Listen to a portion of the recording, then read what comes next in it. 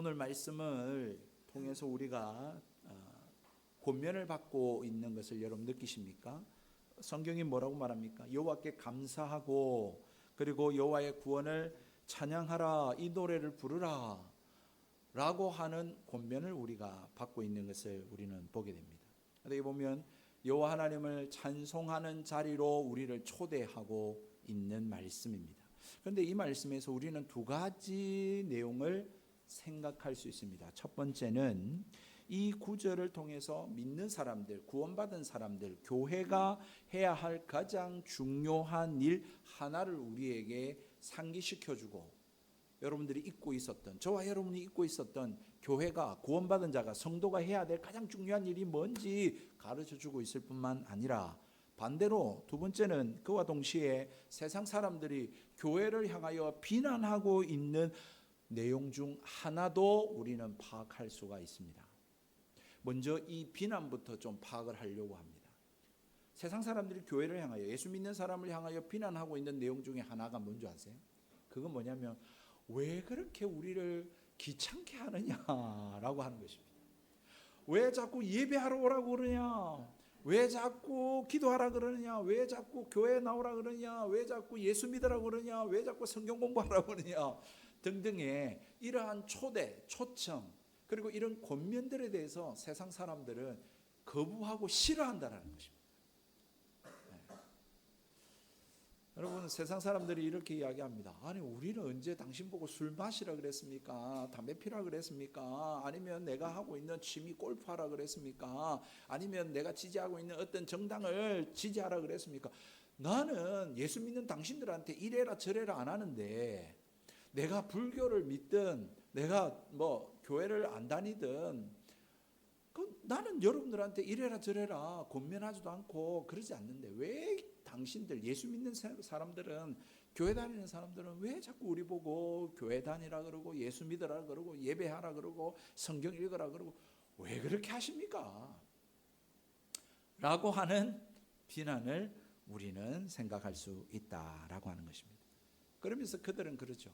아니, 당신들이 그렇게 우리를 귀찮게 하고 우리를 못 살게 구는 그런 당신들의 주장, 당신들의 견해, 당신들이 믿는 그 어떤 진리를 우리 모두에게 해당되는 보편적 진리라고 생각합니까? 그런 생각하지 마세요. 사람마다 다 다릅니다. 그렇지 않습니까? 사람마다의 취향이 다르고 선호하는 것이 다르고 또 특징이 다르고 성격이 다르고 기질이 다 다릅니다. 어떤 사람은 조용한 데 가서 기도하고 싶은 사람이 있는가 하면, 어떤 사람들은 막 즐겁게 뛰면서 그렇게 살고 싶은 사람도 있고, 그런 것이지 어떻게 교회만이, 성경만이, 기독교만이 진리라고 하고 그거 안 믿으면 안 된다 그러고 지옥 간다고 협박하고 왜 그렇게 합니까? 라고 하는 이야기를 한다라고 하는 것입니다. 여러분, 이렇게 말하는 사람들의 기독교와 이렇게 말하는 사람들이 생각하는 기독교의 이 인생관, 이런 것들을 어떻게 여기고 있냐면, 이거는 개인적인 기질, 개인이 어떤 취사 선택하는 어떤 선호하는 내용, 그런 문제인 것으로 치부합니다. 그렇지 않습니까? 그래서 누구나 다 자기만의 기질과 성품과 또 선호에 따라서 구원의 길이 각각 다 다를 수 있다, 이렇게 생각을 하는 것이죠. 참 위험한 발상입니다, 여러분. 이 문제에 대해서 제가 한 가지 진짜 이 말씀을 준비하면서 떠올랐던 게, 실화입니다. 저의 군 생활 속에서 어떤 사람이 자기는 사회에 있을 때에는 교회를 다녔는데 절에 와서는 내가 진짜 절에 한번 가보고 싶다고, 나는 오히려 절이 좀 맞는 것 같다고, 그러면서 절에 가는 종교 행사하는 시간이 있거든요. 그 종교 행사하는 시간에 교회를 가지 않고 절에 가서 그렇게 종교 예식을 행하는 그런 사람을 봤습니다. 왜 그러냐 그렇게 물었더니, 자기는 이제 억지로 이제 모태신앙으로 이제 집안의 분위기 때문에 교회를 하는데 교회가 시끄럽다라는 거. 교회가 시끄럽고 오히려 절에 가면 차분해지고 이렇게 물소리, 새소리 들으면서 이렇게 마음을 가라앉히고 이게 자기한테 맞다라는 거예요. 그래서 이제 자기가 이제 군대 제대하고 성년이 되면 자기는 이제 자기가 원하는 종교를 선택할 거라고 그렇게 이야기하는 것을 실제로 들었습니다. 그 이후에 그 친구가 어떻게 된지는 모르겠습니다만 그런 친구들을 제가 만나본 적이 있습니다. 굉장히 맞는 것처럼 보이죠. 실제로 이러한 모습들이 교회 안에 있습니다. 그러니까 그 사람의 어떤 성향, 다시 말해서 그 사람은 책 읽는 걸 좋아해요. 이 사람은 노래 부르는 걸 좋아해요. 이 사람은 굉장히 사교적인 사람이에요. 그리고 이 사람은 남들이 안 좋다라고 하는 것, 해롭다라고 하는 것을 하기 싫어하는 사람이에요. 그러니까 착한 성향이 있는 사람이에요. 그러니까 이런 친구들은 교회로 찾아 들어오는 겁니다. 그래서 이렇게 교회 와서 노래 부르고 사람들과 막 사귀고 이렇게 세상에서 나쁘다라고 하는 행위들은 안 하면서 착하게 사는 거죠. 이게 굉장히 맞는 것처럼 보이지만 이 사람이 예수를 믿고 안 믿고는 중요하지 않습니다. 이 사람의 기호, 이 사람의 특징, 기질에 따라서 그런 종교를 선택하고 그렇게 살아갈 수 있다는 거예요. 얼마든지. 그러나 성경은 그렇게 이야기를 하지 않습니다.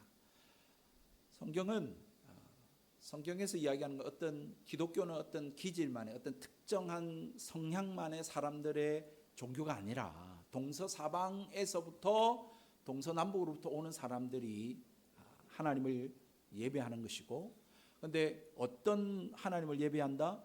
하나님이 우리의 구원자라고 하는 사실, 우리의 속량이라고 오늘 성경에는 표현되어 있잖아요, 그죠? 이 속량이라는 단어가 구원이라는 말이거든요. 그러니까 하나님의 구원함을 받은 자들이, 입은 자들이 하나님을 찬양하게 된다라고 그렇게 말하고 있는 것입니다.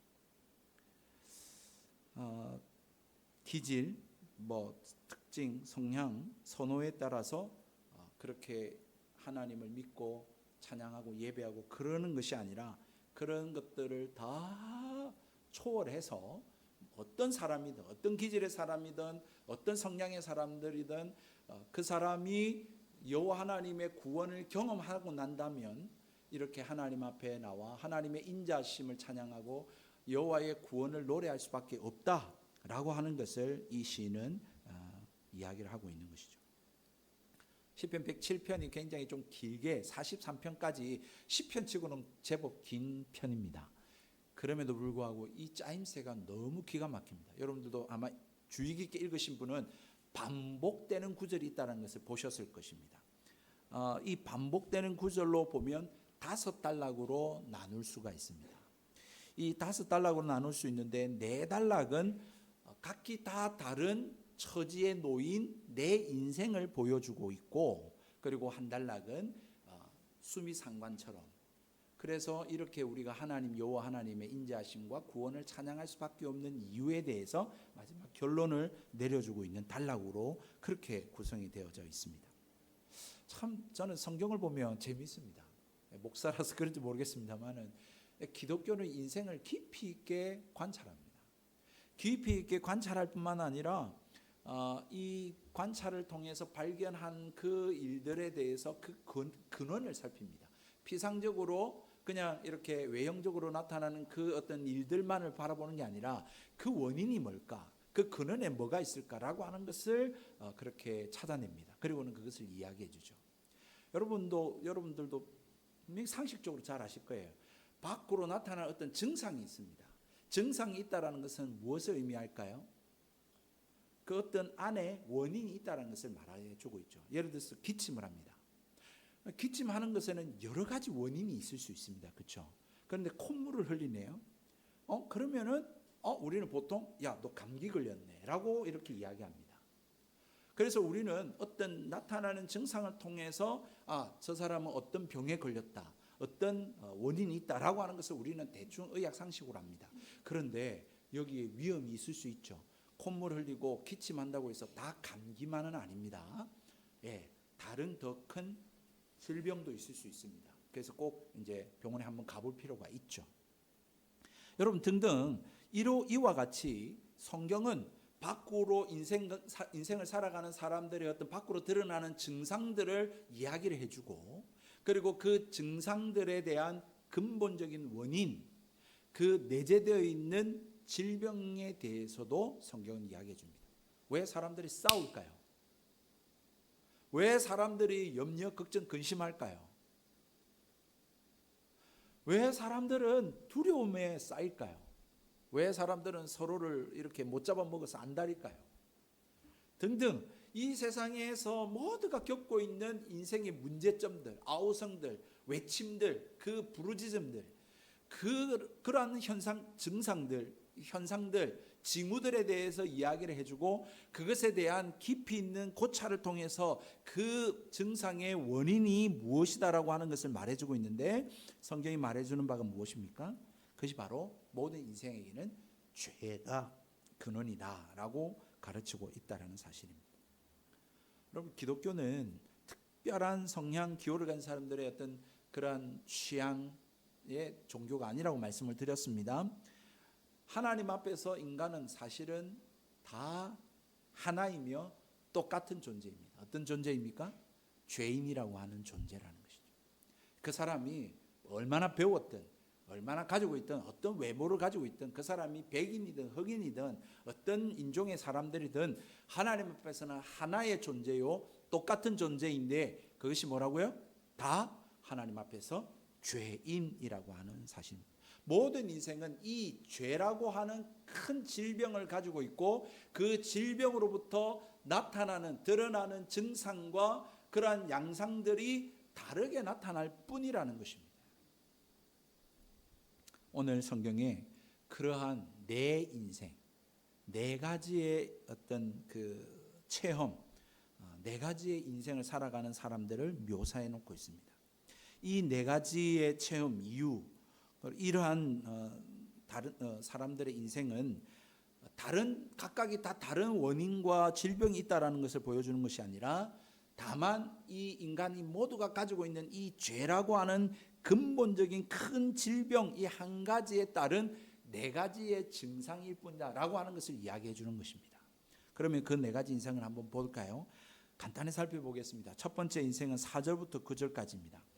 4절부터 9절까지에 이렇게 말합니다. 그들이 광야 사막길에서 방황하며 거주할 성읍을 찾지 못하고 줄이고 목이 말라 그들의 영혼이 그들 안에서 피곤하였도다. 그렇게 말하고 있습니다.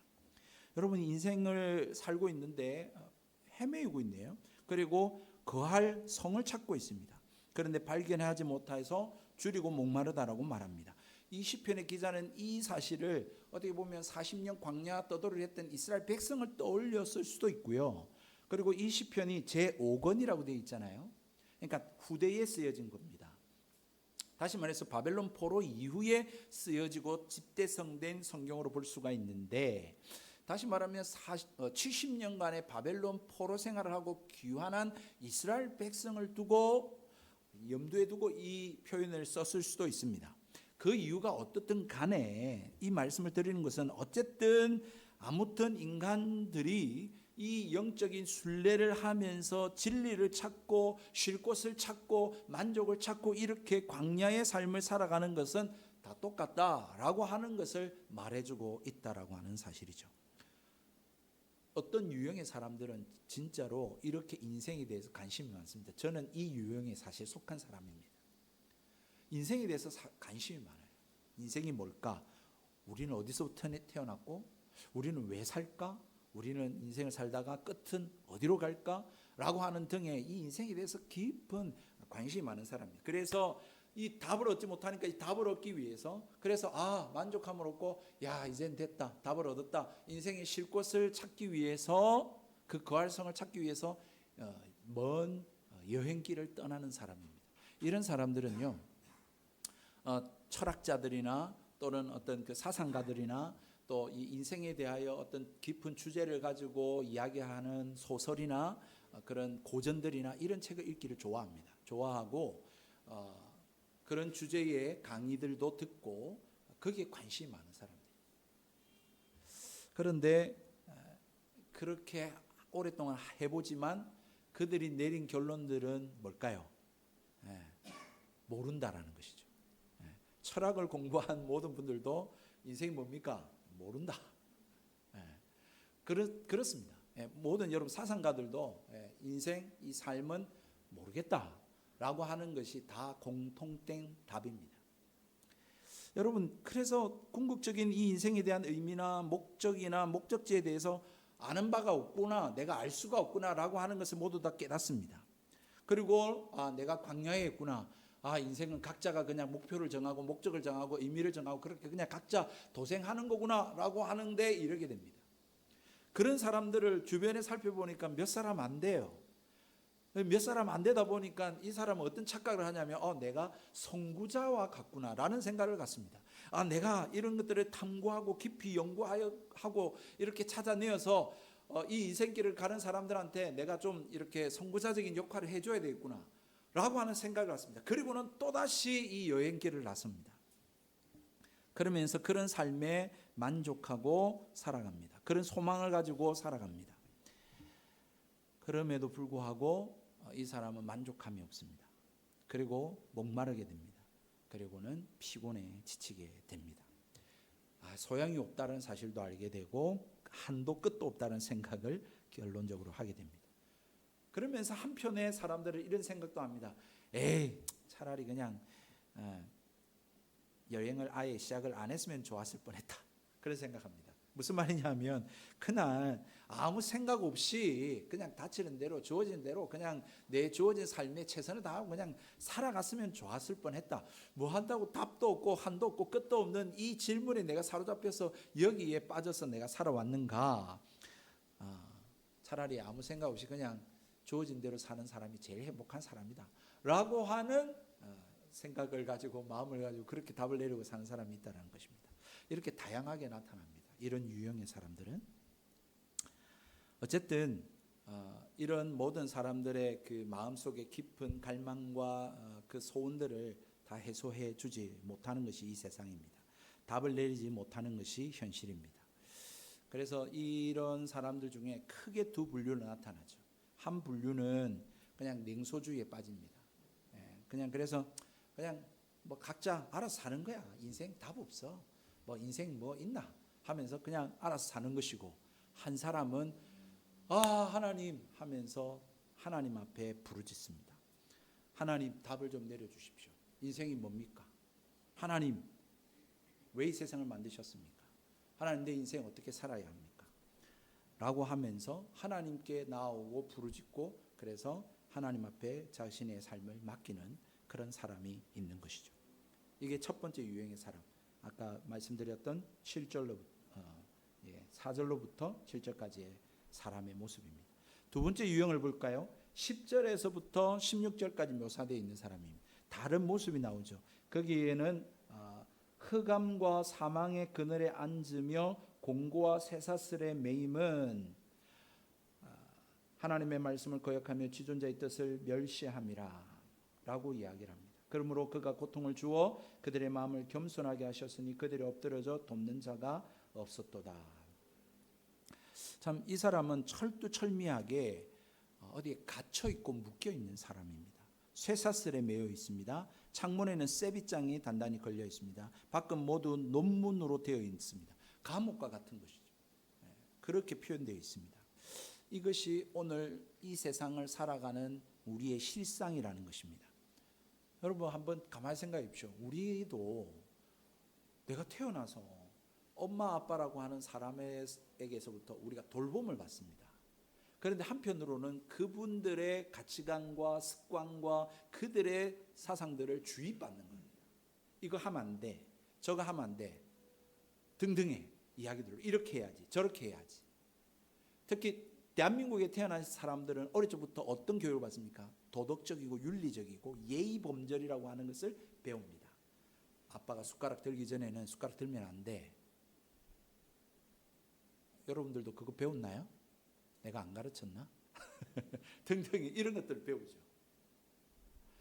이런 식으로 어떻게 보면 우리라고 하는 존재는 이 땅에 태어나면서 어떻게 보면 어떤 그 틀 안에 갇혀진 어떤 뭐 나쁘게 말하면 이제 감옥인데 어떤 거기 안에 갇혀진 우리 인생을 살아간다는 것입니다.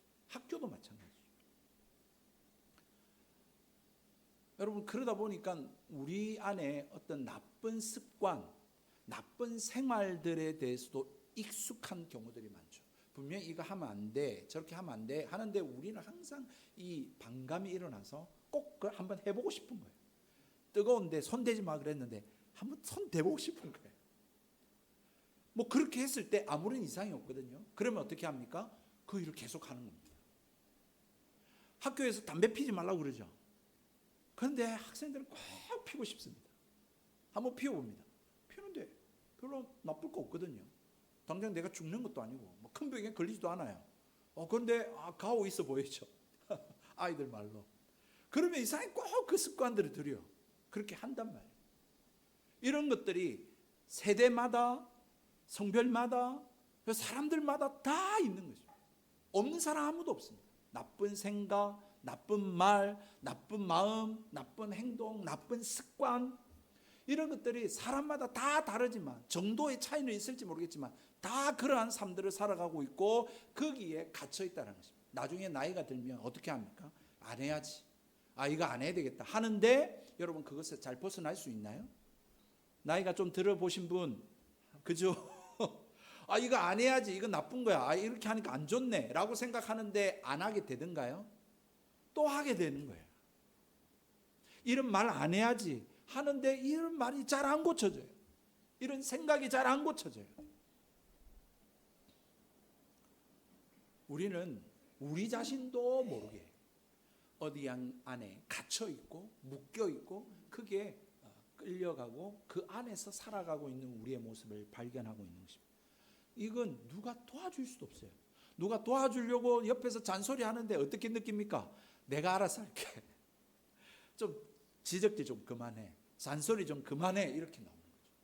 희한하죠. 옆에서 도와주려고 하는 건데. 엄마 좀 제발 좀 내버려 둬. 이렇게 되는 것입니다. 여러분 어떻습니까? 여러분 자유하십니까?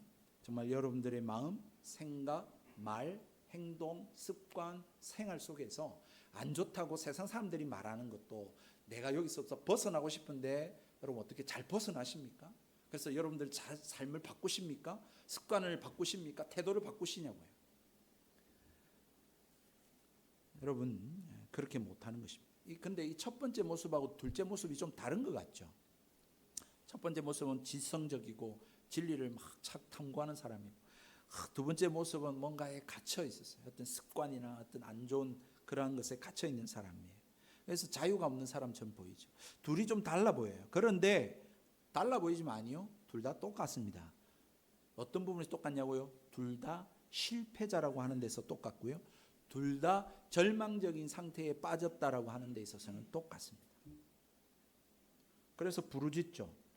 이 사람이 15절에 보시면 여호와의 인자신 13절에 이에 그들이 환난 중에 여호와께 부르짖음에 부르짖습니다.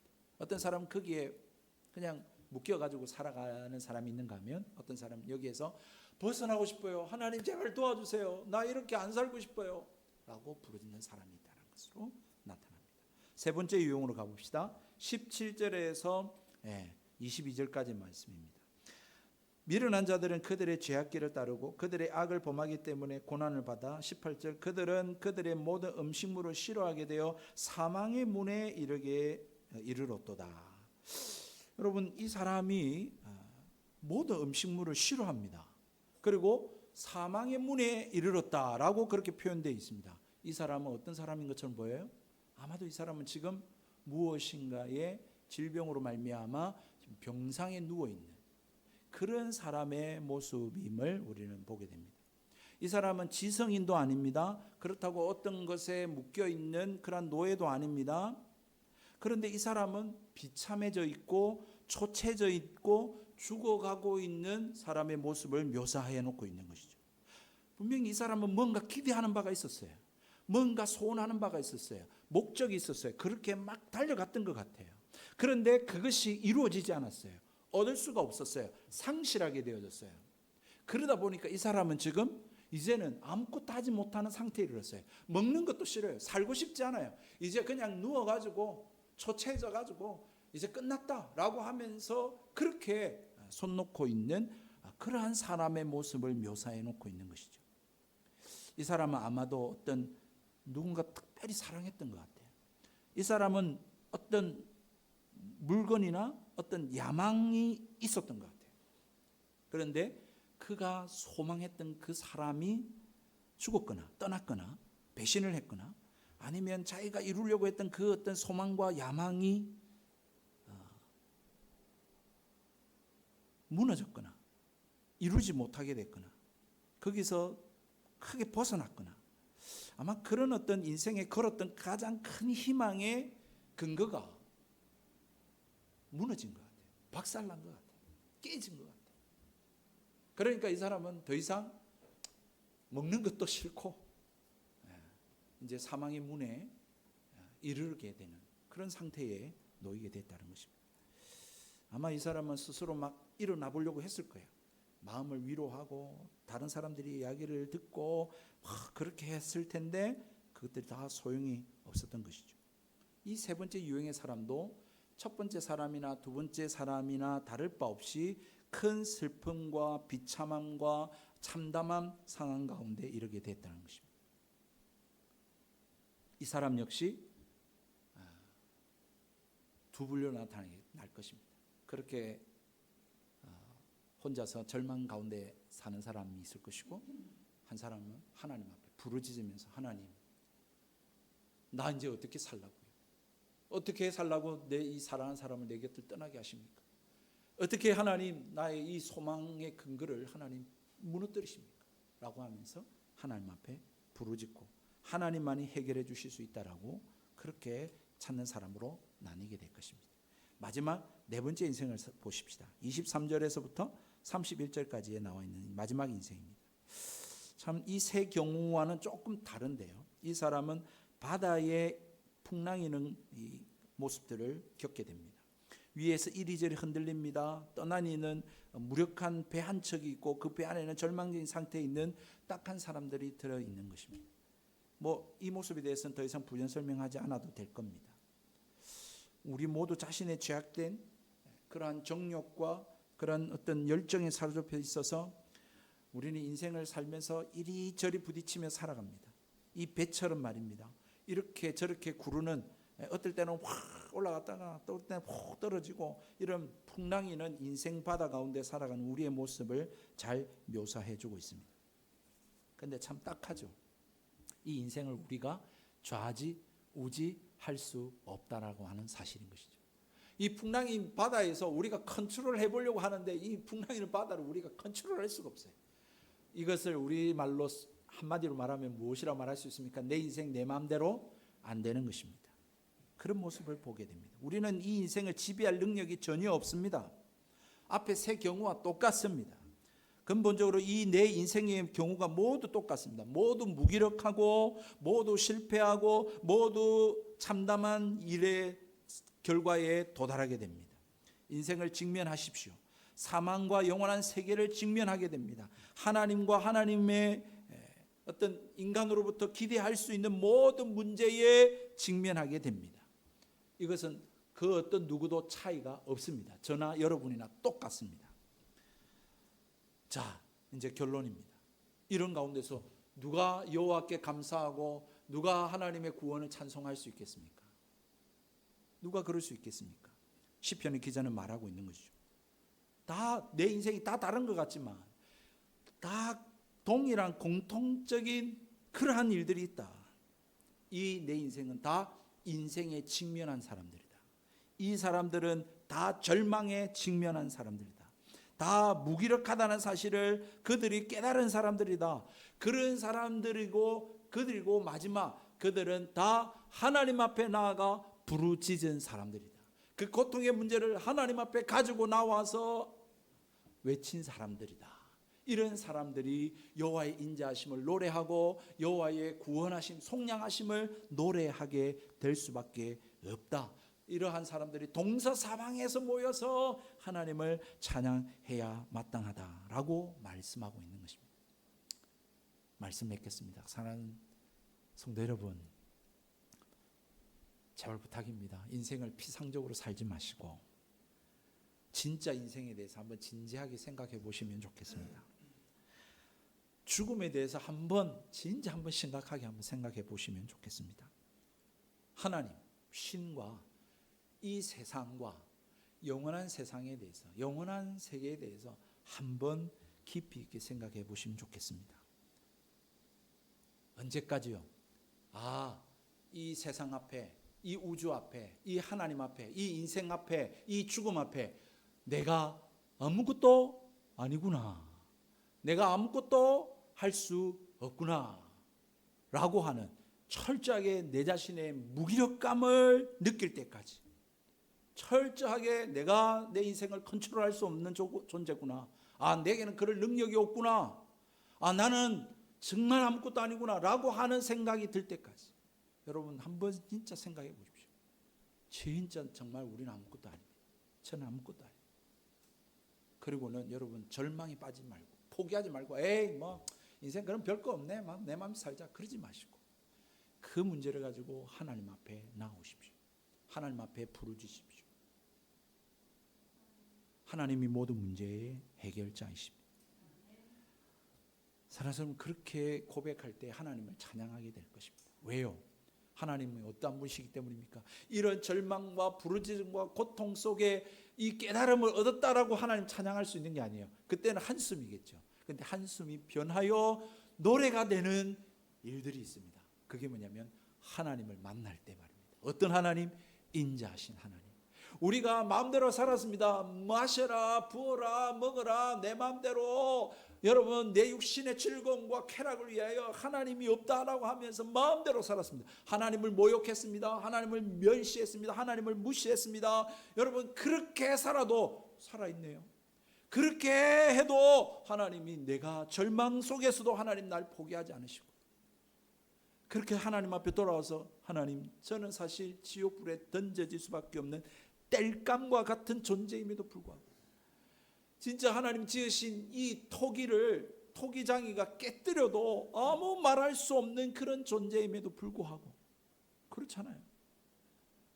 그 우주의 하나님이시, 그분이 나를 기다리고 내가 돌아왔을 때에, 그래 어서 오너라, 그 이전에 내가 하나님을 모욕하고 조롱하고 비웃고 무시하고 멸시하고 여러분 그렇게 했던 그 모든 태도에 대해서 괜찮아, 지금 네가 내한테 돌아왔으면 됐지 하면서 그렇게 안아주시는 그 하나님의 인자하심을 경험할 때 여러분 그 하나님을 찬송할 수밖에 없다라고 하는 사실인 것입니다.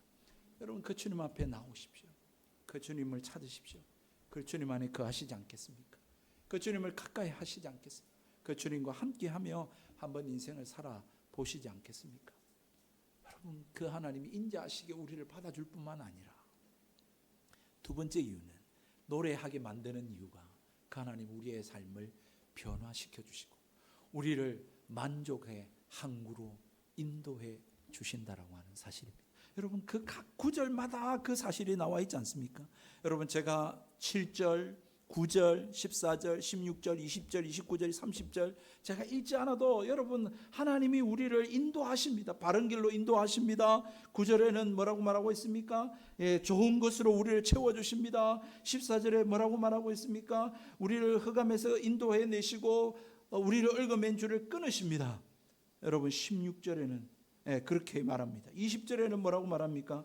그가 우리를 지경에서 건져내시고 29절에는 광풍을 고요하게 하시고 물을 잔잔하게 만드시며 30절에 우리가 바라는 그 항구로 인도해 주시는 분이라고 말씀하고 있습니다. 그래서 마지막 단계 여러분 33절로부터 그렇게 하나님이 모든 것들을 변화시킬 수 있는 분, 바꾸어 주시는 분. 그래서 마침내 이러한 자들이 지혜 있는 자고 이러한 자들이 진실로 하나님을 찬송하게 될 것이라고 그렇게 마지막 43절에 결론을 내리고 있습니다. 여러분 어떤 사람이 지혜로운 사람이라고요? 나의 무기력감, 내가 아무것도 아님을 인정하고 고백하고 하나님 앞에 부르짖을 뿐만 아니라 하나님 앞에 돌아왔을 때 그 하나님의 사랑을 받아들이고 그 하나님의 또 변화를 체험하고 경험한 사람, 그 사람이 지혜 있는 사람이에요.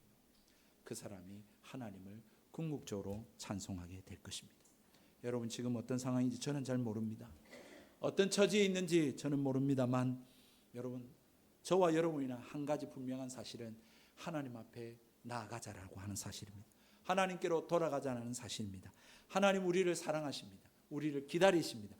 우리에게 좋은 것 주기를 원하십니다. 우리에게 참 좋은 것을 주기를 원하시는 분이십니다. 그 하나님 앞에 모든 것들이 다 마련되어 있습니다. 구원의 길도 마련해 주셨습니다. 변화의 길, 회복의 길, 건강의 길, 온전한 길, 참 기쁨의 길을 주님은 다 마련해 주고 계십니다. 더 이상 의심하지 마시고 진짜 하나님 앞에 맡기시고 하나님 말씀대로 주님과 동행하며 이 길 걸어가실 때에 그 인생이 여호와는 나의 목자시니 내게 부족함이 없었다라고 고백하는 저와 인생이 될 것입니다.